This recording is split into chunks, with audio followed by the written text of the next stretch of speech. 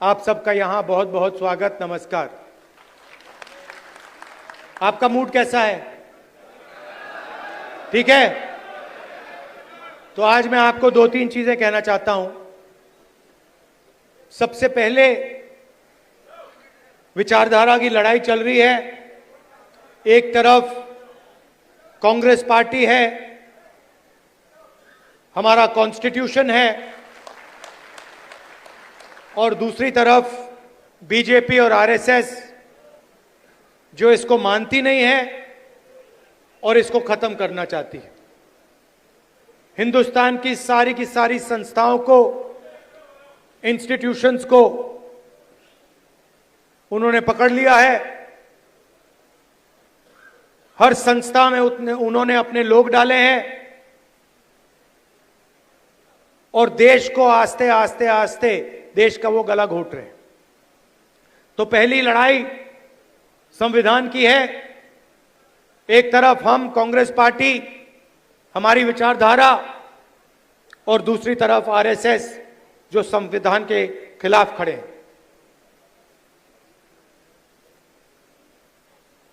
दूसरी लड़ाई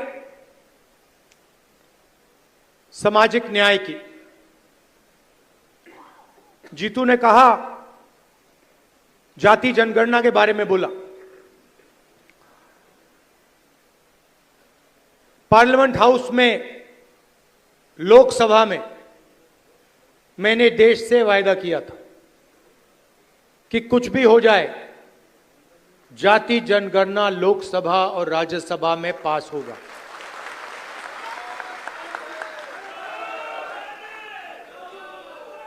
ये बीजेपी आरएसएस वालों को अब मैं अच्छी तरह जानता हूं। इन पर थोड़ा सा दबाव डालो, थोड़ा सा धक्का मारो, डर के भाग जाते हैं ये लोग। जैसे उधर से ट्रंप ने एक इशारा किया, फोन उठाया, कहा मोदी जी क्या कर रहे हो?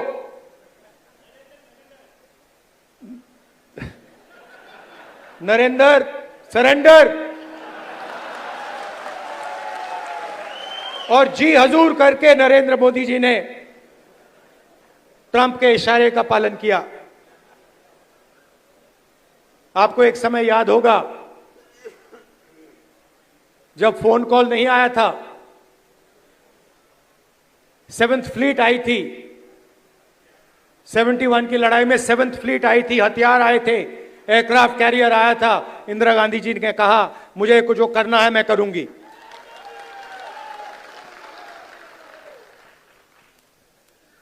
ये फर्क है, इनका कैरेक्टर है। ये सारे के सारे ऐसे हैं। आजादी के समय से सरेंडर वाली चिट्ठी लिखने की आदत है।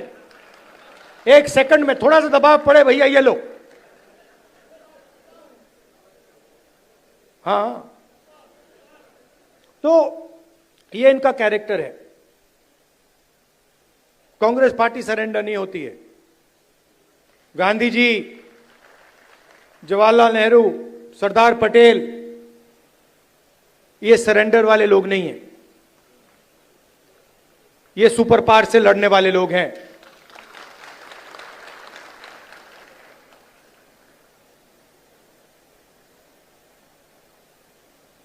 तो जाति जनगणना की बात मैंने कहा, देखिए आपको जो करना है करो। हम सामाजिक न्याय की लड़ाई लड़ेंगे और जाति जनगणना को हम लोकसभा में पास करेंगे।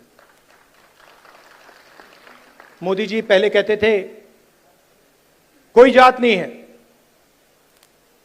फिर सिर्फ 4 जात हैं। चुनाव के समय वो ओबीसी बन जाते हैं। गडकरी जी ने कहा, मोहन भगवत ने बयान दिए,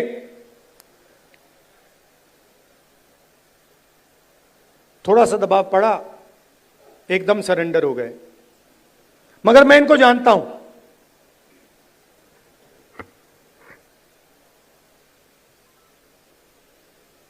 जैसे इन्होंने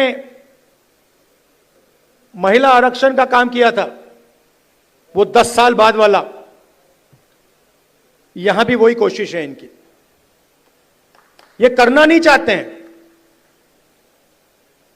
ये दबाव में आकर बोल गए हैं, मगर ये करना नहीं चाहते हैं, क्योंकि ये इस देश में न्याय नहीं चाहते हैं। ये अंबानी अदानी वाला देश चाहते हैं, अरबपतियों वाला देश चाहते हैं, सामाजिक न्याय वाला देश नहीं चाहते हैं। मैं आपको तेलंगाना की बात करना चाहता हूं। 2 मॉडल हैं जाति जनगणना के, एक तेलंगाना का मॉडल और दूसरा बीजेपी का बिहार का मॉडल, और जो उनकी सोच का मॉडल है। तेलंगाना में जाति जनगणना कैसे हुआ मैं आपको बताना चाहता हूं। बिहार में बंद कमरे में सवाल चुने गए, ब्यूरोक्रेट्स ने सवाल चुने, बिना किसी से पूछे,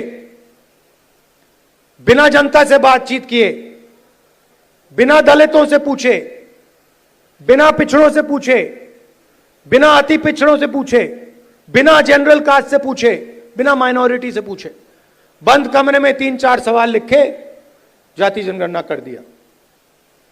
तेलंगाना में हमने लाखों लोगों से सवाल पूछा,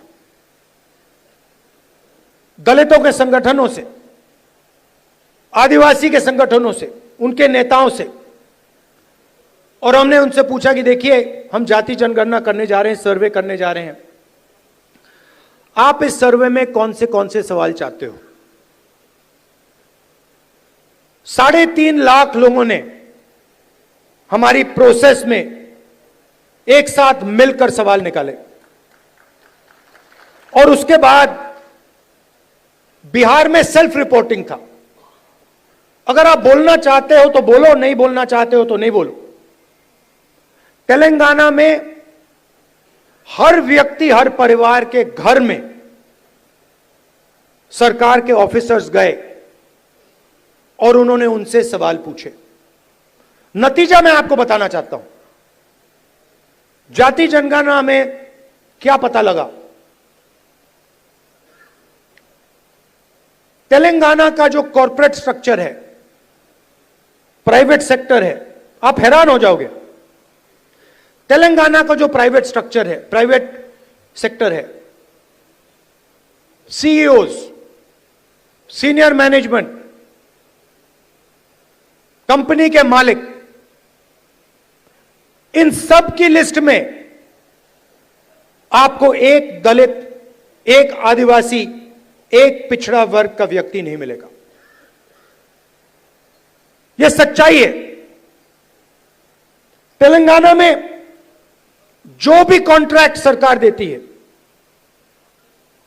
सारे के सारे कॉन्ट्रैक्ट्स 5% लोगों को मिलते हैं। उसमें ना कोई दलित है, ना कोई आदिवासी है, ना कोई पिछड़े वर्ग का व्यक्ति है। यह सच्चाई है। हम कहते हैं हम सुपर पावर बनना चाहते हैं। दलितों की आबादी 15%, पिछड़ों की आबादी कम से कम 55%, आदिवासियों की आबादी 9%, माइनॉरिटीज 15%, सब जोड़ लो 90% बनता है। इनकी भागीदारी नहीं है। और वही चुने हुए अमीर लोगों को सारा का सारा दिया जाता है। उसी लिस्ट में कॉर्पोरेट सेक्टर की लिस्ट निकालो, बड़े बड़े ब्यूरोक्रेट्स की लिस्ट निकालो, उसमें आपको गरीब जनरल कास्ट का भी कोई नहीं मिलेगा। यह सच्चाई है। मजदूरों की लिस्ट निकालो, उबर ड्राइवर्स की लिस्ट निकालो, जो खाना डिलीवर करते हैं उनकी लिस्ट निकालो, और उसमें आपको पिछड़ा वर्ग, दलित, आदिवासी सब मिलेंगे। दो हिंदुस्तान बन रहे हैं, एक 90% का और दूसरा चुने हुए लोगों का 5-7% का। बड़ी बड़ी बातें होती हैं सुपर पावर बनेंगे, ऐसे कोई सुपर पावर नहीं बनता है। जब तक हम हर हिंदुस्तानी की शक्ति का नहीं प्रयोग करेंगे तो ये देश सुपर पावर छोड़ो आगे नहीं जा सकता है। यह सच्चाई है। जो भी सपने देखने देख लो, कभी नहीं हो सकता। हिंदुस्तान जब ही आगे बढ़ता है जब इस देश की पूरी शक्ति का प्रयोग होता है, जब सब लोगों को लगता है कि हमारी भी भागीदारी है, हमारा भी भविष्य है, हम भी आगे जा सकते हैं। आप मीडिया देखो, पूरी लिस्ट निकाली मैंने, मालिकों की लिस्ट, रिपोर्टर्स की लिस्ट, एंकर्स की लिस्ट। मुझे दलित एंकर का नाम बता दो, मुझे पिछड़े वर्ग के एंकर का नाम बता दो, मुझे आदिवासी एंकर का नाम बता दो, नेशनल मीडिया में बता दो कौन है, मुझे बता दो। जुडिशियल सिस्टम में जाओ, वहां आपको 90% नहीं मिलेंगे। मीडिया में आपको अंबानी जी की शादी दिख जाएगी, डांस गाना दिखेगा, मगर किसान भूखा मर जाए, मजदूर मर जाए, कभी नहीं दिखाई देगा। और पूरा का पूरा धन 2-3 लोगों के हाथ में जा रहा है। डिफेंस की इंडस्ट्री देखो, वहां आपको अदानी दिखेगा। छत्तीसगढ़ में माइनिंग देखो, वहां आपको अदानी मिलेगा। अदानी की सड़कों पे चलो, इंफ्रास्ट्रक्चर भी उसका, सीमेंट भी उसका, और कोई है ही नहीं। मतलब इन 2-3 लोगों को छोड़कर ऐसा लगता है कि इस देश में कोई बिजनेस वाला रहा ही नहीं। उधर अमेरिका में केस लगा हुआ है अदानी के खिलाफ, मगर हिंदुस्तान में जो भी ये करना चाहता है कर सकता है। क्यों? नरेंद्र मोदी का दोस्त है।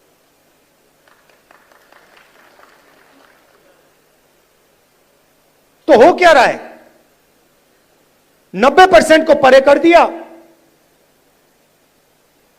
गरीब जनरल कास्ट को परे कर दिया, और सारे के सारे बिजनेस यही 5-6 लोगों को दे रखे हैं। नाम आप जानते हो। और ये क्या करते हैं? आप मुझे बताओ, अदानी बनाता क्या है? अदानी पूरा का पूरा चाइना का माल हिंदुस्तान में बेचता है।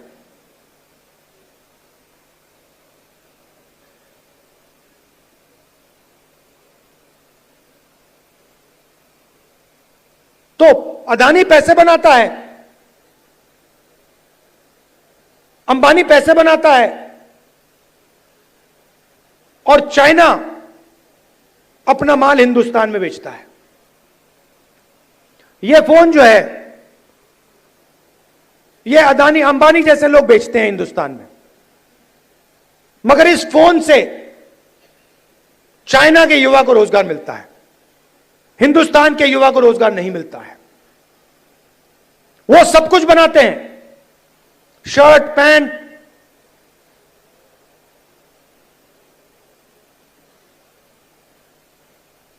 मोबाइल फोन, सोलर पैनल, और यहां पे बेरोजगारी फैलती जा रही है, फैलती जा रही है।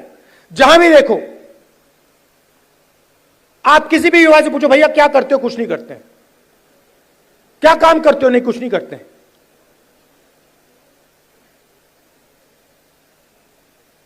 यह हिंदुस्तान की सच्चाई है और इससे छुपा नहीं जा सकता। चाहे मीडिया कुछ भी कहे, देश की सच्चाई है कि इस देश के युवाओं को रोजगार नहीं मिल सकता और इस देश के युवाओं का कोई भविष्य नहीं है। अगर आपको बिजनेस चलाना है हिंदुस्तान में,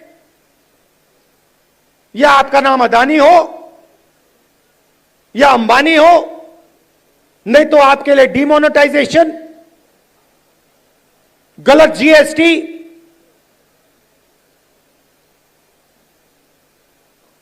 या फिर आप उनके लिए जाके काम करो। जाति जनगणना पूरे देश को दिखा देगा इस देश में किस प्रकार से अन्याय हो रहा है, किसको फायदा मिल रहा है, किसको नहीं मिल रहा है। किसी को चोट लगती है, आपका कभी फ्रैक्चर हुआ है? फ्रैक्चर हुआ है, डॉक्टर ने आपको सबसे पहले क्या बोला? सबसे पहले बोला देखो भैया दिखा दो, एक्सरे करा दो। आपने उनसे कहा नहीं मैं नहीं कराऊंगा एक्सरे। अगर आप कहते मैं नहीं कराऊंगा तो डॉक्टर आपको क्या कहता? फोर्स करता। और अगर तब भी नहीं करते तो फिर लंगड़ाते हुए चलते रहते और डॉक्टर कहता यार ये तो मतलब पागल है ना। तो मैं यही कह रहा हूं, पूरा देश जानता है कि दलितों को, पिछड़ों को, गरीब जनरल कास्ट को जबरदस्त चोट लग रही है। मैं सिर्फ कह रहा हूं देखो भैया एक्सरे करा लो, देख लेते हैं कि है क्या। शायद पता लगे कि कोई प्रॉब्लम ही नहीं है।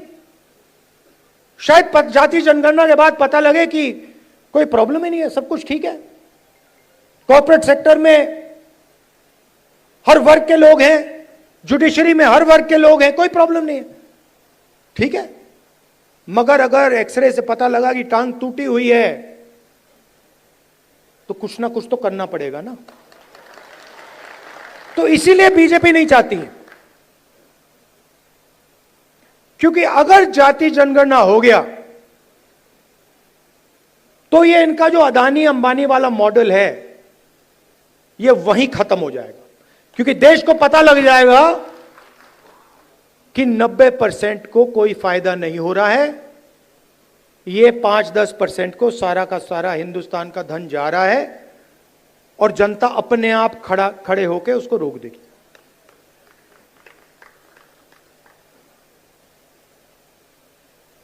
ये लड़ाई चल रही है।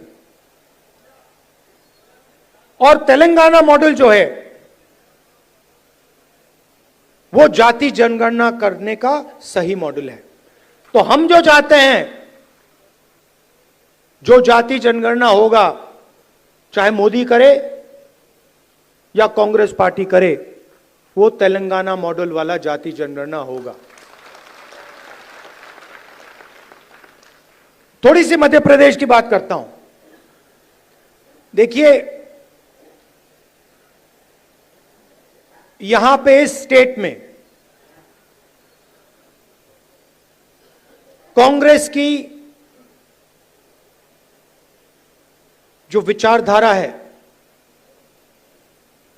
कांग्रेस के जो कार्यकर्ता हैं, कांग्रेस के विचारधारा के जो लीडर्स हैं, उनकी कोई कमी नहीं है। यह भरा पड़ा हुआ है। इसी कमरे में बीजेपी को हराने का टैलेंट बैठा हुआ है।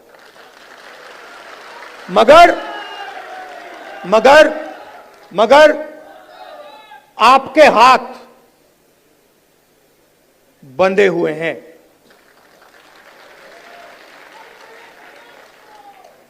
बंधे क्यों हैं? क्योंकि आपकी आवाज कांग्रेस पार्टी के संगठन में ठीक से नहीं सुनाई देती है।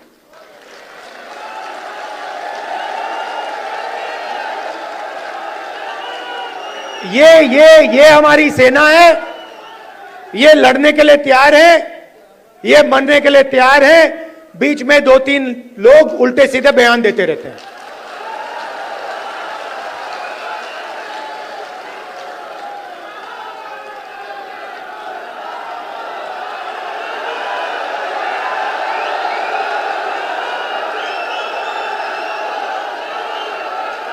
अब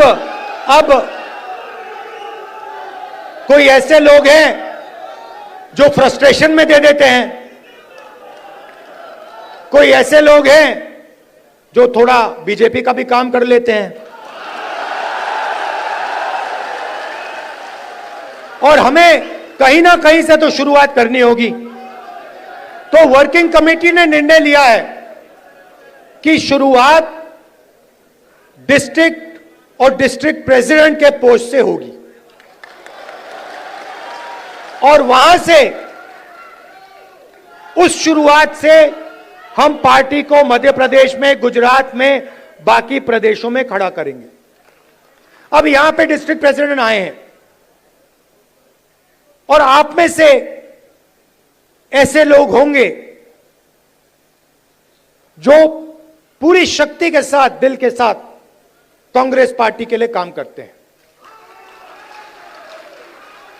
और ऐसे भी लोग होंगे जो थोड़ा थक गए हैं या जिनका मूड ठीक नहीं है, जो ज्यादा टेंशन लिए हैं। अब रेस के घोड़े और बारात के घोड़े को अलग तो करना ही पड़ेगा, और पहले मैं कहता था दो टाइप के हैं, एक रेस का घोड़ा है, कांग्रेस पार्टी कभी कभी रेस के घोड़े को बारात में भेज देती है, ये कमलनाथ ने कहा है, और कभी कभी बारात के घोड़े को रेस की लाइन में खड़ा कर देती है, उसको पीछे से वो एक चाबुक पड़ता है, वो वहीं बैठ जाता है। मगर एक तीसरी कैटेगरी है, एक हुआ बारात का, दूसरा हुआ रेस का, एक तीसरा भी होता है। कौन सा होता है? लंगड़ा घोड़ा। तो ये छांटना है हमें, लंगड़ा कौन सा है, रेस का कौन सा है, बारात का कौन सा है। बारात वाले को बारात में भेजना है, रेस वाले को रेस में डालना है, और लंगड़े वाले को रिटायर करना है कि भैया ये लो, थोड़ी सी घास चरो, घास खाओ, घास चढ़ो, पानी पियो, रिलैक्स करो, बाकी लोगों को तंग मत करो, बाकी घोड़ों को डिस्टर्ब मत करो, नहीं तो फिर कार्रवाई करनी पड़ेगी। जो लंगड़ा घोड़ा होता है, अगर वो डिस्टर्ब करता है तो उसके साथ क्या होता है जानते हो? वो मैं नहीं कहूंगा। तो ये बदलाव लाना है। गुजरात में हमने नए डिस्ट्रिक्ट प्रेसिडेंट्स चुने, दिल्ली से ऑब्जर्वर आए, एआईसीसी से ऑब्जर्वर आए, गुजरात के नेताओं के साथ वो हर डिस्ट्रिक्ट में गए, और उन्होंने कार्यकर्ताओं से बात की, लोगों से बात की, नेताओं से बात की, जिनको कांग्रेस पार्टी में सीनियर लीडर कहा जाता है, उनसे भी बात की, और नाम चुनकर उन्होंने दिल्ली भेजे। मैं दो लिस्ट देख रहा था, पुराने डिस्ट्रिक्ट प्रेसिडेंट्स, और मैं ये नहीं कह रहा हूं कि उसमें अच्छे लोग नहीं थे, और उनको फिर से डिस्ट्रिक्ट प्रेसिडेंट बनाया जा सकता है। तो हम किसी को कैंसिल नहीं कर रहे हैं। अगर आप अच्छा काम कर रहे हो, जो यहां डिस्ट्रिक्ट प्रेसिडेंट बैठे हैं, अगर आप अच्छा काम कर रहे हो, आपको कोई घबराने की जरूरत नहीं। मैंने वो दो लिस्ट देखी, जमीन आसमान का फर्क है। एक लिस्ट कहना नहीं चाहिए, मगर सीनियर नेता के असिस्टेंट,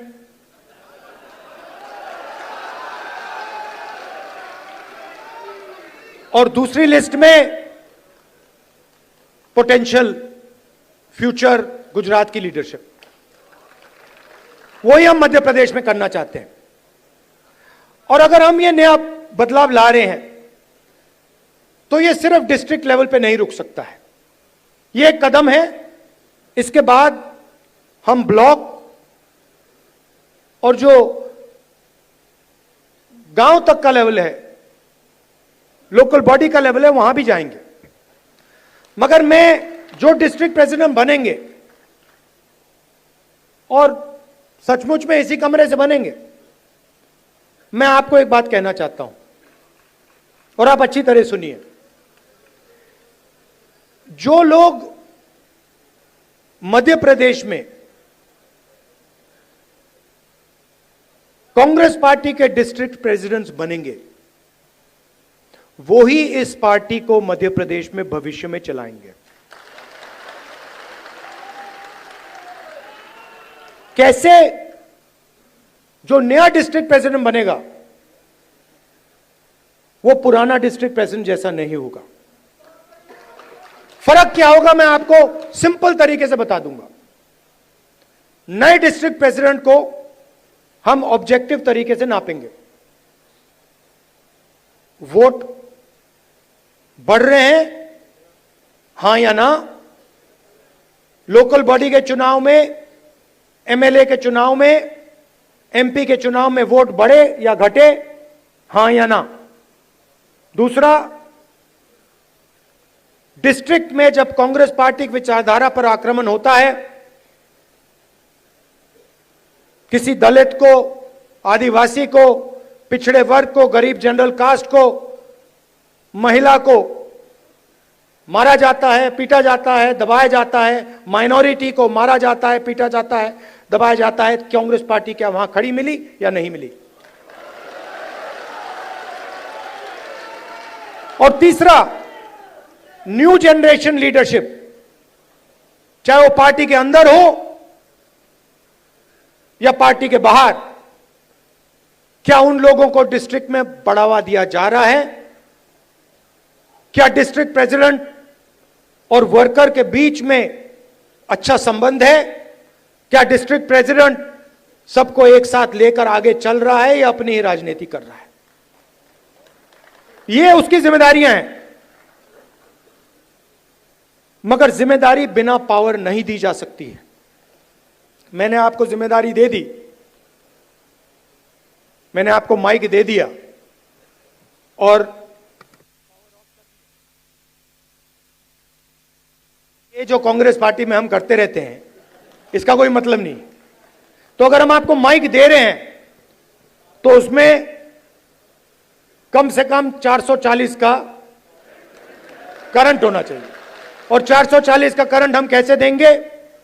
जो हमारा डिस्ट्रिक्ट प्रेसिडेंट होगा उसकी आवाज लोकल बॉडी के कैंडिडेट्स को चुनने में, एमएलए के कैंडिडेट्स को चुनने में और लोकसभा के कैंडिडेट को चुनने में सुनाई देगी। अगर कोई सोचता है कि वो डिस्ट्रिक्ट प्रेसिडेंट को अलग कर दे और वो कांग्रेस पार्टी में आगे बढ़ेगा, तो वो आज के बाद गलतफहमी में है। तो हम 55 लीडर चाहते हैं मध्य प्रदेश के लिए, मध्य प्रदेश के भविष्य के लिए हम 55 लीडर को चुनना चाहते हैं। ये हमारे ऑब्जर्वर्स का काम है। और उसके बाद जैसे मैंने कहा, ब्लॉक का काम शुरू होगा, पंचायत लेवल का काम होगा, वार्ड लेवल का काम शुरू होगा। मगर ये एक बहुत गहरा कदम लिया जा रहा है। मैं जानता हूं कि आप लोग कांग्रेस पार्टी को आगे बढ़ाना चाहते हो, और मैं जानता हूं कि आपको कितना फ्रस्ट्रेट किया जाता है। मैं यहां आपको यह बताने आया हूं कि मैं आपके साथ खड़ा हूं, और जो भी कांग्रेस पार्टी की विचारधारा की रक्षा करेगा, जो भी कांग्रेस पार्टी को मध्य प्रदेश में बढ़ाने की कोशिश करेगा, उसके साथ मैं खड़ा मिलूंगा।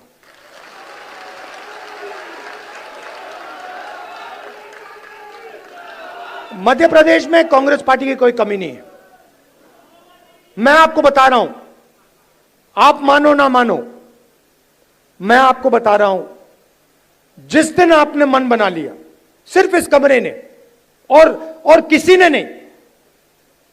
जिस दिन इस कमरे में 20% लोगों ने मन बना लिया कि यार बीजेपी को उधेड़ के फेंकना है, उस दिन बीजेपी का आप परे कर दोगे। मेरी जितनी भी जरूरत होगी, जहां भी आप मुझे ले जाना चाहते हो,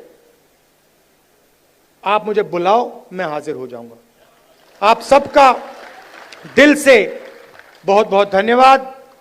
नमस्कार, जय हिंद। अच्छा, आखिरी बात भूल गया मैं, सबसे जरूरी बात। कांग्रेस पार्टी में डिस्ट्रिक्ट प्रेसिडेंट के लिए कांग्रेस प्रेसिडेंट का मेरा, वेणुगोपाल जी का दरवाजा 100% खुला मिलेगा। धन्यवाद, जय हिंद।